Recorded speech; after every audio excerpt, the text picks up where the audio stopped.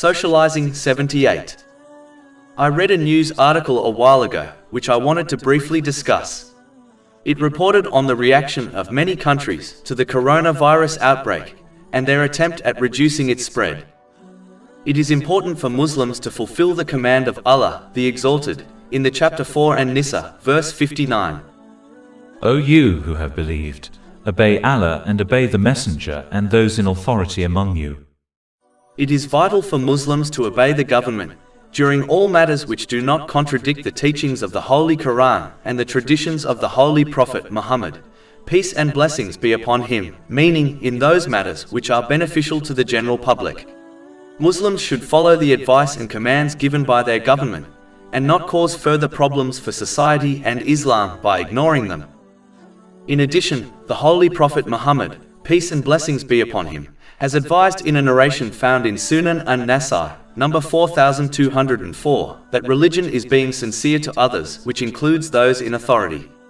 This means Muslims must support them in matters which are beneficial and protects the society from harm, such as the social restrictions which have been imposed by governments. Finally, this narration also mentions being sincere towards the general public.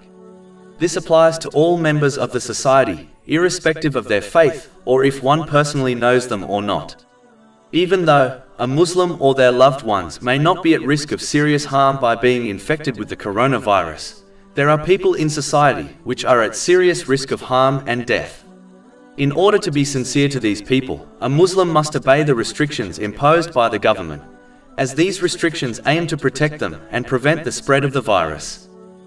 A Muslim's duty is to support their political and religious leaders in anything which is praiseworthy in the eyes of Islam, such as the things which benefit the society.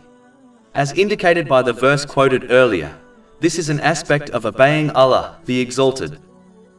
Over 400 free ebooks, audiobooks, infographics, podcasts and blogs available on our website, www.shaykhpod.com.